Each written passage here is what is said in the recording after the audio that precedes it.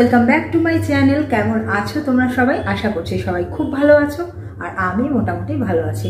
তো আজকে ব্লগটা বিকেল থেকে শুরু করলাম। বিকেল বলতে এখন সন্ধে, আর এখন কটা বাজে তোমাদেরকে বলছি। এখন বাজে 6:45। তো যাই হোক, এখন থেকে তোমাদেরকে সাথে নিয়ে শুরু করছি আজকের ব্লগটা। আশা করছি আজকের ব্লগটা তোমাদের ভালোই লাগবে। তো বেশ কিছুদিন ধরে আমার শরীরটা বেশি ভালো নেই। বেশি ভালো নেই বলতে অনেকটাই ভালো নেই, শরীর খুব খারাপ। চেহারা দেখে ভালোই বুঝতে পারছো তোমরা। তো যাই হোক, কি করব, শীত তো প্রায় একদম যাই করছে। শীতের কোনো ঠিক ঠিকানা নেই, হঠাৎ করে গরম পড়ে যাচ্ছে। তো পুরোটা শীত চলে গেল এতদিন ধরে। এখনো পর্যন্ত পিঠে খেতে পারলাম না, পিঠে বানাতে পারিনি। তো আজকে ভাবলাম যে একটু পিঠে বানাই। তো আজকে একটু পাটিসাপটা বানাচ্ছি, আর সেটা ভাবলাম তোমাদের সঙ্গে একটু শেয়ার করি। তো চলো, আজকে একটু ক্ষীরের পাটিসাপটা করছি। আর দেখো, তোমাদের সঙ্গে কথা বলতে বলতে দুধটা কিন্তু উতলে গেল। তো যাই হোক, আমি কিন্তু ক্ষীর বসিয়েছি। চলো তোমাদেরকে দেখাই ক্ষীরটা হচ্ছে। তো দুধটাকে ফুটিয়ে আমি একদম কম করে নেবো, আর এর মধ্যে একটু গোবিন্দভোগ চালের গুঁড়ো আর একটু গুঁড়ো দুধ দিয়ে দেবো। তো দেখো, তৈরি হয়ে গেছে একদম ক্ষীরটা। আর এই ক্ষীরটা কিন্তু খেতে খুব ভালো হয়, আমি এরকমভাবেই বানাই। তো চলো, এখন পিঠের জন্য ব্যাটারটা তৈরি করে নিই। আর তার জন্য আমি নিয়ে নিচ্ছি 1 কাপ সুজি, আর 2 কাপ ময়দা নিয়ে নিলাম এখানে, আর অল্প পরিমাণে চিনি আর একটু নুন পরিমাণ মতো। তো এগুলো দিয়ে ভালো করে আমি এখন মাখিয়ে নেব, তারপরে আমি পিঠেটা তৈরি করতে শুরু করব। তো এই সমস্ত পিঠের সময়, প্রত্যেক শীত যখনই আসে তখনই তো আমরা অল্প বিস্তর পিঠে করে খাই মেয়েরা, যারা মায়ের কাছে না থাকি। আর এই শীতের দিন এলেই তখন মায়ের কথা খুব মনে পড়ে যায়, যে মা আগে পিঠে বানিয়ে খাওয়াতো। তো দেখো, আমি তেল নিয়ে নিয়েছি বাটিতে, আর এই বেগুন পোটাটা কেটে নিয়েছি। এটা দিয়েই আমি তেল ব্রাশ করব কড়াইয়ে। আর দেখো, এই কড়াইটা কিন্তু আমি নিয়ে নিয়েছি করার জন্য, কারণ এই কড়াইটাতেই বেশিরভাগ আমি রান্না করি। এটা বেশ পুড়ে গেছে কড়াইটা, আর পিঠে অনেকক্ষণ ধরে ভাজবো, এরকম কড়াইতে করলেই খুব ভালো হয়। আর বেশিরভাগ সময় আমি ভুলে যাই আর কড়াই পুড়ে যায়। তো যাই হোক, এই জন্য আমি এটাতেই বেশিরভাগ সময় রান্না করি। তো যাই হোক, দেখো পিঠেগুলো কিন্তু আমার বেশ ভালো উঠতে শুরু করেছে। আর একবার পিঠে ভালো উঠতে শুরু করা মানে প্রথম দিকটাতে পিঠে আর করতে কোনো কষ্ট হবে না।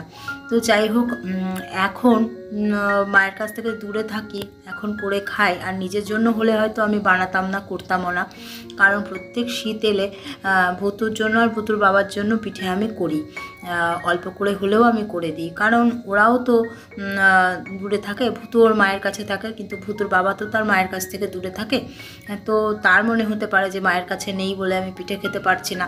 তো সেটা যাতে তার মনে না হয়, সেই কারণে আমার যতই কষ্ট হোক আমি কিন্তু চেষ্টা করি ওকে পিঠে বানিয়ে খাওয়ানোর জন্য। তো যাই হোক, মোটামুটি প্রত্যেকবার আমি পিঠে খাওয়াই এভাবে করেই, 2-3 রকমের যেমন পারি করে খাওয়াই, নাহলে পাটিসাপটা করেই খাওয়াই। আর পিঠেগুলো কিন্তু দেখো আমার খুব সুন্দর উঠছে। তো যাই হোক, ওরা খেয়ে যদি খুশি হয় তাতেই আমার আনন্দ। আর কি বলবো, ছোটোবেলায় মা অনেক রকমের পিঠে করতো, তখন আমাদের খুব আনন্দ হতো। যেদিনকে মা পিঠে করতো, মায়ের পাশাপাশি শুধু ঘুরঘুর করতাম, কখন পিঠে তৈরি হবে, কখন খাবো। আর মা কিন্তু সেই সন্ধে বলতে মা বিকেল থেকে বসতো, কারণ 4-5 রকমের পিঠে তৈরি করতো, সেগুলো করতে অনেক রাত হয়ে যেত। আর সেদিন কিন্তু রান্নাটা অনেক আগে সেরে নিত, কারণ পিঠেটা বিকেল থেকে বসে বসে তৈরি করতে হবে।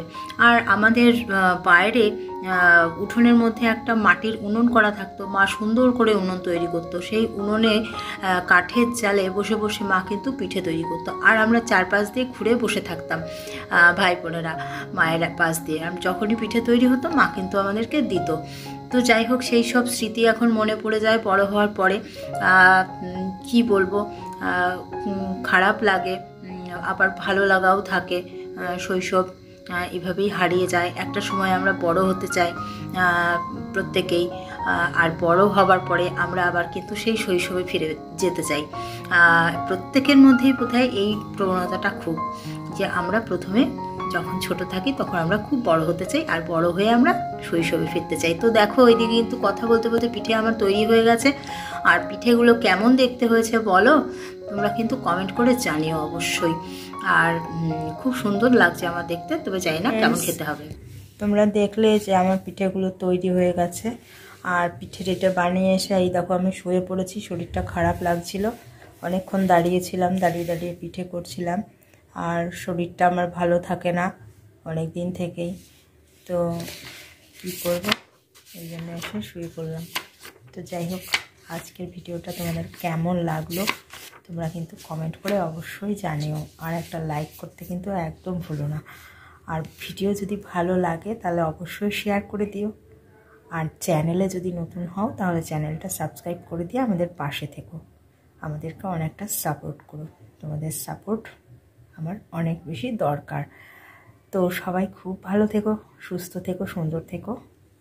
আজকের মতো tata, bye bye, good night.